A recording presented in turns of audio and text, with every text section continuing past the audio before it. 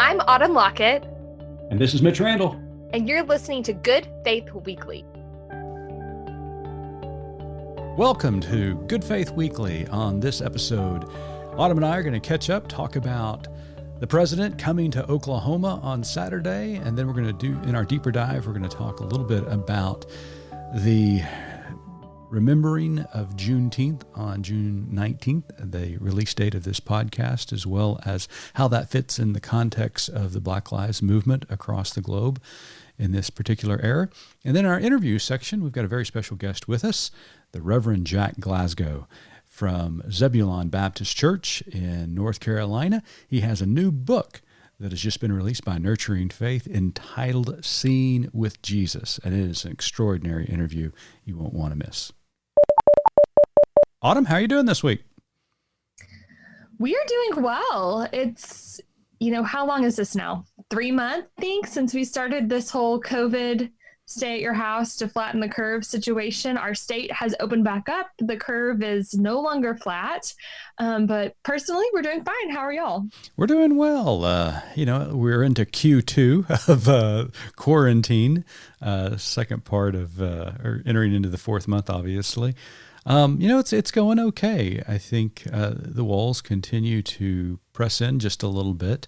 I've got 2 college-age kids back at the house. One who just graduated, ready to fly, and his wings have been clipped because of this pandemic. So, it's a little difficult. I'm going to be honest with you, but we're doing okay. I mean, we began to realize, we have a lot of conversations that, this just isn't affecting our family. It is affecting the entire world. It certainly could be a whole lot worse for our family as people who are battling the disease, who are dying from the disease, who are facing economic disasters because of the disease. And so, when we put it into those perspectives, we're doing really, really well. But speaking of catastrophes due to the pandemic, we've got a catastrophe potentially unfolding here in Oklahoma. President Donald J. Trump is coming to Tulsa, Oklahoma this particular Saturday for his first rally post-pandemic. And it's a little bit scary. Not really. Yeah. Not really post. Yeah, true. Yeah, it's not post. It's exactly right. Maybe that's how they're framing it. But we talked about, a couple of weeks ago, we talked about covering the event. We obviously, you can see the video, we marched alongside a Black Lives Matter rally here in Norman, wore the appropriate face mask, practiced social distancing as you can during a march. When we interviewed people, we had a boom mic to try to keep several feet apart from our guest. And so we discussed the possibility of covering the Trump rally in Tulsa, but we decided that wasn't a good idea. We've been hearing a lot of calls out of Tulsa from very prominent people saying that this is not a good idea. No, it's not. That's what the health officials are saying. That's what the community leaders are saying. Unfortunately, our governor sort of bypassed all kinds of direction from the local authorities and decided that this would be a good idea. Yeah, this is the same Governor Kevin Stitt of Oklahoma, who, when the pandemic was beginning to ramp up initially, was posting photos of him and his family out in restaurants, kind of just poking fun at the virus and the spread of the virus, saying that almost alluding through his social media post that this was nothing to be concerned about. And of course, now, according to the New York Times, Washington Post, CNN, Oklahoma is certainly on the rise in the spread of COVID-19. Yeah, it is. And, layer into that the racial powder keg that we're experiencing right now, the historic kind of background of this date, of this time in Tulsa. And it's really sort of, there's a drumbeat, and I'm a little bit nervous about Saturday. Yeah, all of the ingredients are there for something, and it's not just something, it is a multiple somethings that could unfold on Saturday. The tensions that our country is facing right now in regards to police brutality and racial justice are certainly prevalent on everybody's mind. And you're going to have a fabric of society descending up on Tulsa that is that think white privilege does not exist, that equality has been achieved some miraculous way overnight, and you're going to have protesters there who, are demanding justice. Tulsa certainly has had their Tulsa's certainly had their fair share of incidents historically and recently regarding brutality and the oppression and massacre of African American community. We just memorialized our 99th anniversary of the Tulsa Race Massacre, and we've talked about this on the podcast. And then, we've had shootings here in Tulsa. The video surfaced just weeks ago of two young African-American males walking down what looked like a deserted street, and two police officers tackle and wrestle one of the youth to the ground and arrested him just for what he said was jaywalking, which was ridiculous. And it was just it's shameful. And so it is a powder keg. You mentioned the word powder keg, and it certainly is possible that there could be some clashes on Saturday. Violence could be, there's a potential for violence. We all pray and hope that that's not the case, but there are local businesses such as Quick Trip Incorporated, who've already announced that they are shutting down all of their downtown stores because they're concerned for the safety and health of their employees. So you have that element of the situation where it is a powder keg for potential violence. And then also you have the long-term effects of gathering thousands of people in an auditorium, most likely not wearing masks.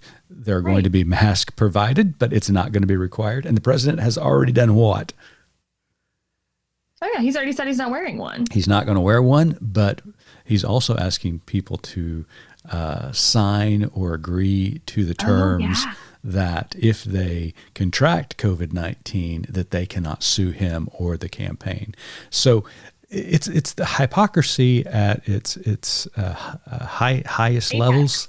That's exactly right. That this is nothing to worry about, but here, I'm going to slide this waiver in front of you to sign just in case, in case this big liberal hoax is there's something to it. So it's just a powder keg. I keep hearing people talk about, because I try to leave my social media feed pretty open so that I can hear both sides. Sometimes I have to mute people for a bit when it gets a little too out there on either side. But I'm hearing people say things like, well, why was it okay for people to march, but we can't get together for a rally or things like that? And the difference is every single person I saw at the march had a mask on. Yeah, and they're outdoors. While this other population of folks who are gathering together for this rally are thumbing their nose at the best health practices. Mm-hmm. Yeah. And, no one's going to die if you don't have a Trump rally, but people 1,000% are going to die if we don't keep marching. That's exactly right. And so, it's we're assuming the president's going to come. Governor Stitt's already invited him to tour the Greenwood district there in Tulsa, where the 21 race massacre took place. It's just, it is the ingredients for a lot of potential strife and violence to occur this Saturday in Tulsa. We're praying that does not happen, that cooler heads avail. Of course, the one head that we need to be praying for more than any that could put a stop to this would be the president himself. But he has shown no sign of letting up, no sign of thinking there's anything wrong with this, that he has any responsibility to protect the American people or to show any kind of concern regarding what this is going to look like to our African American brothers and sisters. So pray. This podcast is going to be released on Friday. Pray tonight that somehow, some way, he comes to his senses and cancels the event on Saturday. If not, pray that it could be a peaceful event and that people would be protected from the spread of the virus, but the likelihood of that is diminishing as the clock ticks. Mm-hmm. Well, in our next segment, we're going to talk a little bit, take a deeper dive into racial justice, talk a little bit about the history of Juneteenth, and why our African American community is speaking with such passion and with forceful voices when it comes to police brutality and the denouncing of systemic racism in such a direct and passionate way. So stay tuned. Welcome back to Good Faith Weekly. And in this episode's deeper dive, we're going to talk about the history of Juneteenth, as well as why so many of our African American brothers and sisters are speaking passionately and demonstrative about denouncing racial profiling, police brutality, and demanding that racial justice be enacted in this country. This is Friday, June the 19th, when this podcast was dropped. I released an article on Thursday, June 18th, entitled The Prophetic Echoes of Juneteenth. Now, before we kind of start our conversation about this, a lot of people don't know what Juneteenth is in our country. Juneteenth recognizes the date in which Major General Gordon Granger of the Union Army read aloud what is historically known as General Orders Number 3, that announced to the 250,000 slaves remaining in Texas that President Lincoln had signed the Emancipation Proclamation, the end of the Civil War, and the passage of the 13th Amendment. But that was 2.5 years ago. And the slaves in Texas were just now finding out that as far as being legally free, that they were indeed legally free. I mean, Autumn, can you imagine hearing that news? I mean, there's a little bit of euphoria that, oh my gosh, we're free. But then you begin to think about it for a moment. I've been free for 2.5 years and nobody said anything. Yeah, no, it's shocking and not at all surprising at all at the same time. Yeah. And so I take this moment in history in which we commemorate and it is both a celebration, but it is a celebration through tears of this proclamation that was announced in Texas. So I use that in the article, and you can read it at ethicsdaily.com. I use it as a jumping off point to talk about from a 30,000 foot view regarding the Black struggle and the frustration and infuriation that they have with systemic racism in this country.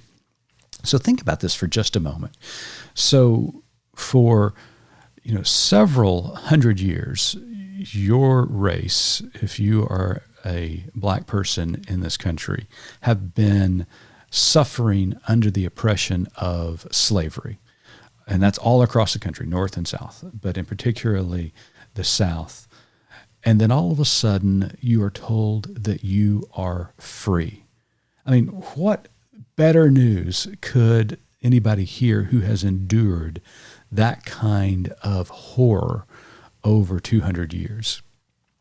But then think about this historically.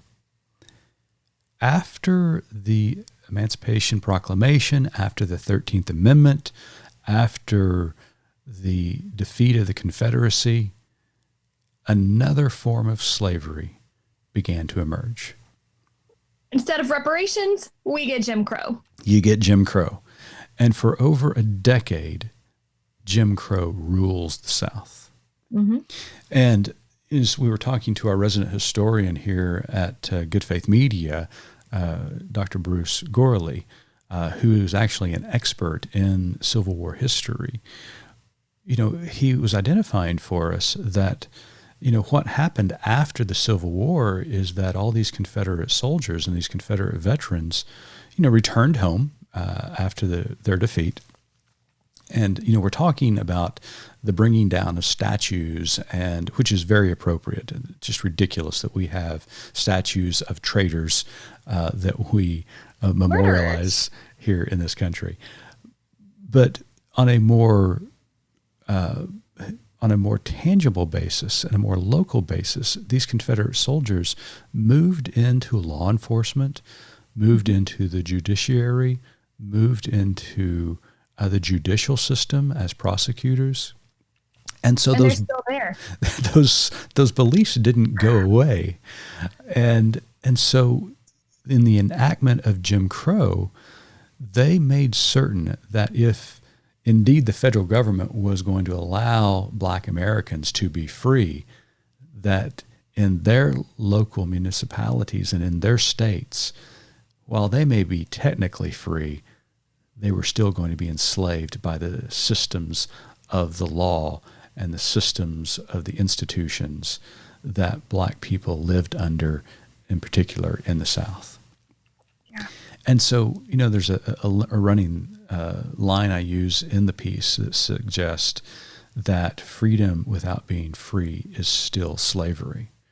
And so Jim Crow, in my opinion, is just another form of slavery that was enacted by a white ruling class upon Black Americans in this country.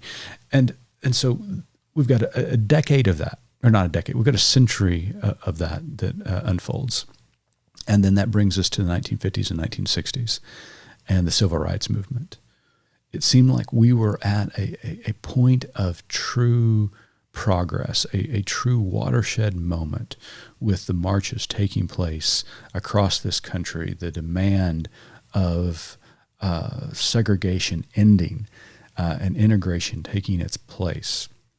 We had, of course, the historic pieces of legislation that were passed in '64, the Civil Rights Act, the Voters' Rights Act in 1965.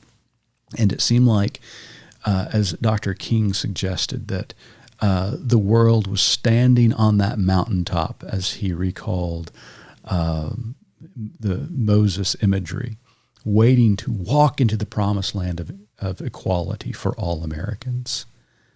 And it never happened. No. Because what happens immediately after 64 and 65?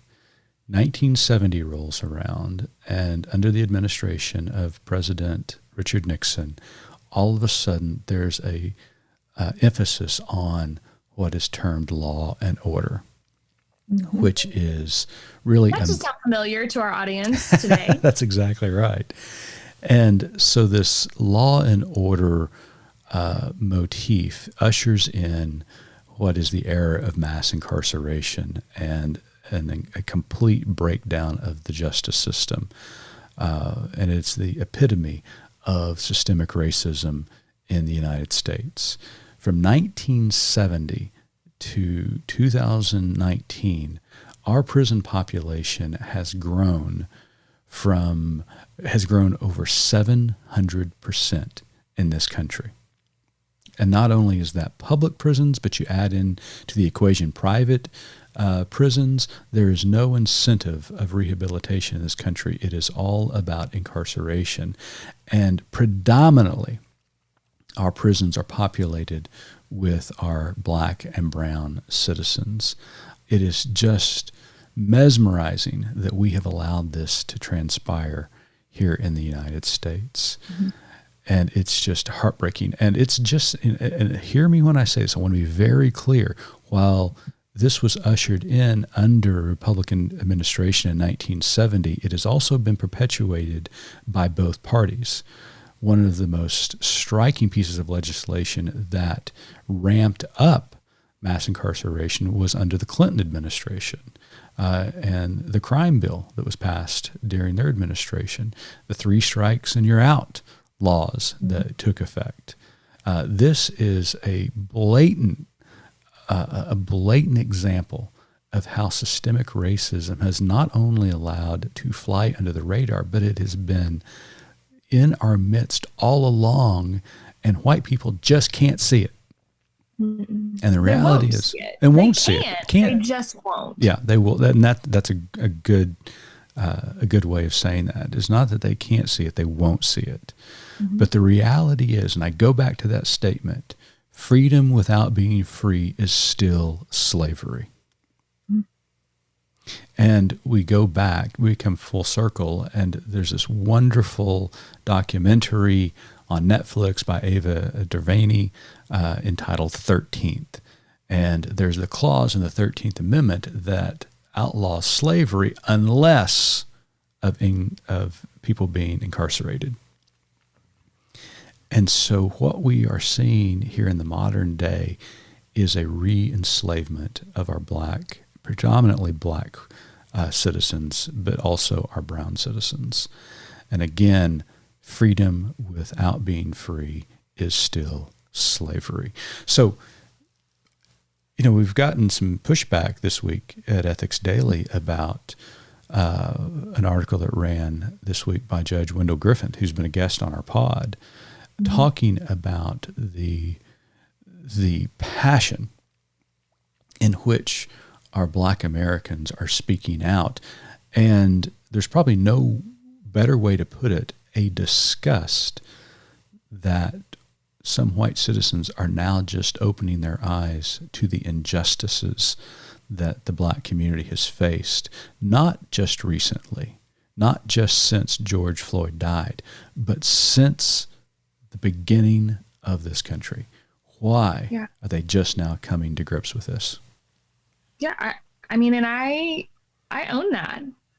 I think I read someone posted a very vulnerable comment on Facebook about how, as a white person, there is some safety right now in coming out against systemic racism and trying to be an anti-racist, because there's actually a drumbeat that we're all coming together for. You're not a lone voice. When you and I went to Atlanta to meet with Johnny, we went to Ebenezer Baptist Church and we walked around, and that was, I think you guys had been there before I had it. That was my first time. And I was really surprised by some of the pictures that we saw down in the basement where they used to have church.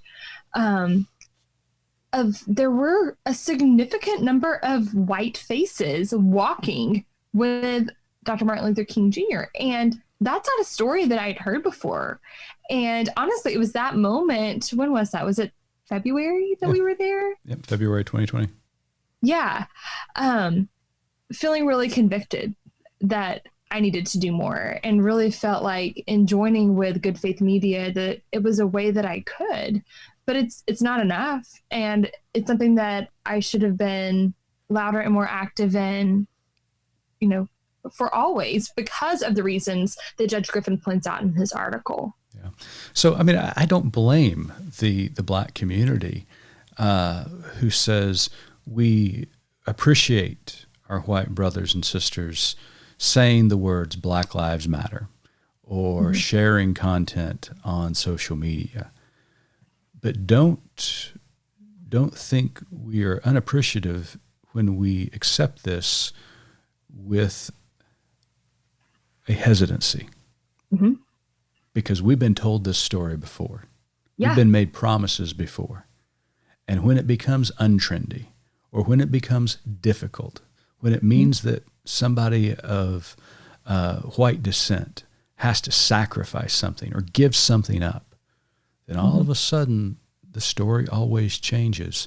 And in the end, our Black brothers and sisters end up enslaved again in a whole new way. Whether that is Jim Crow, whether that's mass incarceration, they end up with the promise of freedom, but not really free.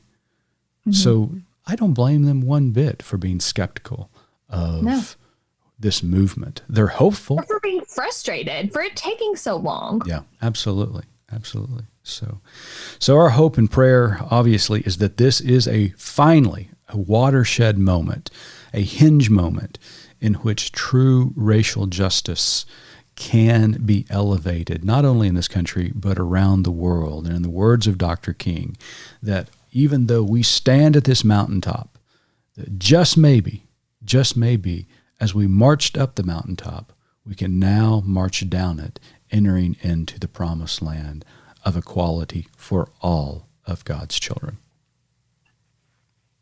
Stay tuned for our interview with Jack Glasgow. Are you worried that COVID-19 is going to put off your plans for theological education? The Baptist Seminary of Kentucky is offering a full schedule online this fall. Our approach to online education is unique, offering classes live and face-to-face via Zoom. At BSK, relationship is critical, and we are thrilled to be able to offer our Master of Divinity, Pastoral Care Certificate, and Rural Ministry Certificate this way. Learn more at bsk.edu.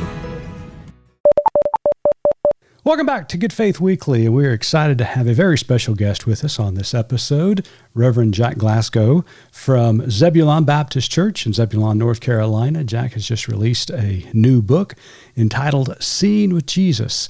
Jack, welcome to the podcast this week. Thank you, Mitch. It's a pleasure to be with you. Well, we've asked all of our guests in the light of this pandemic and what's going on in the world over the last few weeks, but mainly want to make certain that you're healthy. You and your family doing okay? We certainly are. Very blessed. Good. Has your area been very hard hit? Not too much. I do think North Carolina shut down quickly. And so in the early days of the pandemic, our numbers were really low. We're beginning to open up a little more, and we're seeing the numbers creep up, but it has not been terribly hard hit for us. Great news. Good.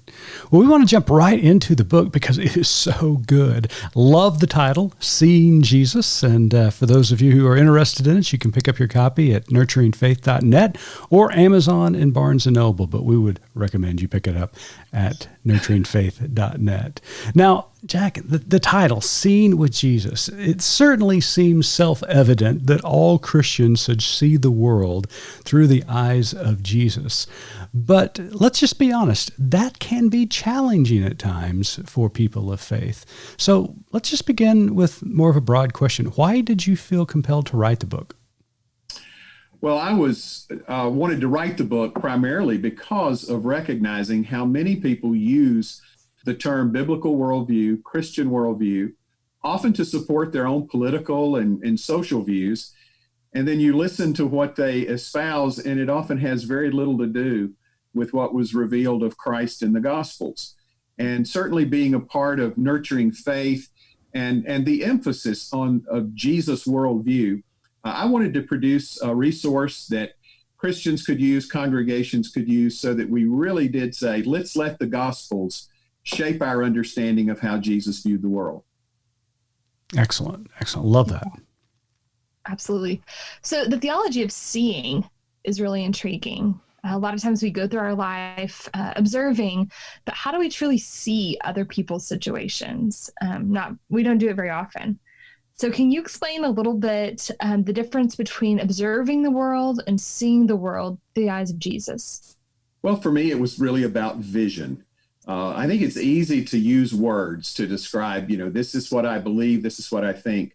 But I wanted us to dig a little bit deeper and say, how did Jesus envision the world that he encountered in the first century, but then maybe the world that could apply to the 21st century, how Jesus viewed people, how Jesus viewed God, how Jesus viewed certain important issues, what were the primary emphases that Jesus had. So you wanted us to say, how can we learn to see the world something akin to the way Jesus saw the world and the vision that he had? Mm-hmm. Jack, would you say it's almost as though, especially the way the New Testament describes Jesus, his encounters, his lessons, his teachings, but even more so how he practiced his own personal faith, is that he saw the reality of the world and the injustices and the oppression and the marginalization, but he saw it not only with a reality, but with a hope for what it could be. Well, I think that's a great point, Mitch, that I think Jesus came to this world with a strong, compelling vision, and the term most often used for it was the kingdom of God. He really saw the world not only as it was, but as it was meant to be. And the kingdom of God was that place. It was a place of love. It was a place of justice. It was a place of kindness. It was a world that resonated with the vision of the prophets of the Old Testament. And I think that was the primary vision of Jesus, was to come and announce the kingdom of God is at hand, and it's present, and it's capable of us realizing if we can see the world as God would have us to see it. We're going to jump into the book here in just a second and look at some of the quotes that we lifted from the book, which was excellent again. But what you just described, this idea of seeing but also hoping, and this idea of kingdom theology, and the hope of God's rule, not only in our lives, but the rule of God's justice in this world. In light of what has been taking place over the last couple of weeks since the killing of George Floyd in Minnesota, and all of the marches and rallies that have sprung up not only across the country, but now across the world, do you think that people are beginning to see in a different way, maybe not necessarily with the eyes of Jesus yet, but the scales are falling off their eyes to see the ingrained and systemic issues of racism and bigotry in our world? Oh, I certainly hope so. I certainly hope that that's part of what's going on, because it seems to me that so many people have used what they would call a biblical or Christian worldview as a way to condemn others, a way to exclude others. And when you look at the teaching of Scripture, and in particular the Gospels and the words of Jesus, the teaching of Jesus and the practice of Jesus, one of the things that I've said in my ministry repeatedly is I can't find a single place where Scripture or Jesus gives me permission to hate anyone, permission to exclude anyone, permission to treat anyone unjustly. And I think for me, the modern church has erred in believing that what the world is waiting for is for us to declare which things are moral and ethical and right, and which things are wrong and sinful. It seems to me that's more the Pharisees' world. They were the ones who were excellent at pronouncing judgment on what is permissible and what is impermissible, who's clean and who's unclean. And that was not the way Jesus viewed the world. And he called us to love everyone. And so I've always focused on encouraging Christians to be less about announcing for the world our views on morality and ethics, especially if we use that to be exclusive or to condemn others or to judge others, and instead just follow the teaching of Jesus, and that is you love everyone and you care for everyone and you treat everyone with justice and kindness. I hope that that's a movement that we can see really begin to take root and multiply in our world today. Yeah, and what you're saying is exactly right, because it seems as though people are seen with some intentionality about them now. It's one thing, and maybe Autumn's question spoke brilliantly to this about the difference between observing and seeing. That for so long, as people of faith, we observe things and we make declarations such as racism is wrong. Yeah, of course we should love everybody. I said a couple of weeks ago, I think, on the pod that, Jesus did not get crucified because he told everyone to love each other. He got crucified because he actually did it. He saw with this intentionality of acting, which goes beyond just mere observing. Mm-hmm. Yeah. Yes. And one of the things that I think we have to recognize about the world in which we live, and those of us on social media see it every day, no matter what event we observe, there's going to be different interpretations of the truth. And everyone has their own truth, and everyone believes their own favorite sources. And as generally speaking, our human nature is to trust the sources that reinforce our thinking as it is.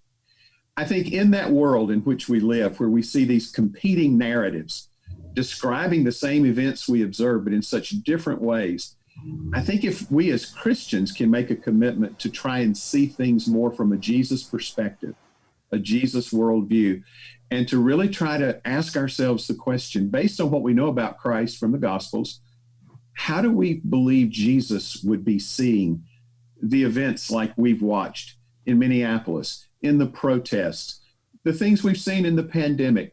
We need to be sensitive to trying to see the world as we believe Jesus would see it.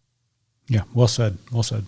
Absolutely. And kind of speaking in that same vein, in the book, you write about seeing the suffering Jesus, which is an image that as Christians, I feel like we are really prone to think we identify with, the suffering Christ. Yes. And Starlett Thomas, a couple of weeks ago on the podcast, talked about how can we identify with the suffering Christ? We can't identify with our suffering brothers and sisters when we see them as the other. That's well said. Yes. Well, it's Starlett's words completely. She's amazing. those are good words. And the idea that Jesus was willing to embrace his own personal suffering, his own personal pain for a greater good, a sacrifice. It's one thing, the words come easy. It's easy to say that we are in solidarity with our brothers and sisters who are the victims of racial prejudice and any form of injustice. It's another thing to be willing to suffer with them and for them, for there to be a sacrificial way of living. And that's an authentic portion of the Jesus worldview, in my opinion, that he embraced that idea of suffering for a greater good.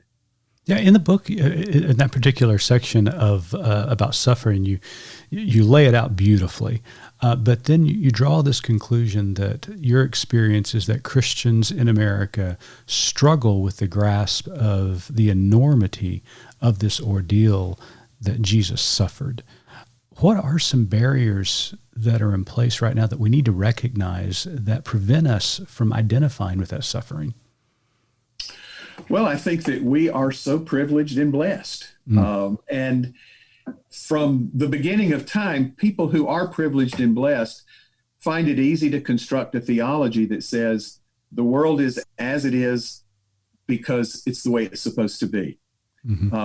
We don't challenge structures. We think that, well, we have this incredible degree of blessing. You know, one of the things that's interested me as we've talked about the pandemic and as we've looked at the potential death totals that could have risen from this dreadful, horrible disease, it's caused me to look a little deeper and say, well, how many people die every week of other causes? And I think that the thing that bothered me the most is through the past decade, a typical week on this planet, 60,000 children die of hunger-related issues. Oh, my goodness. And I thought, why have we not called that a pandemic?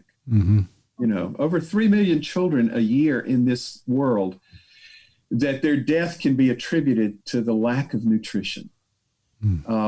So why is it that we are comfortable with our going to restaurants and throwing away as much food as we have and having so much?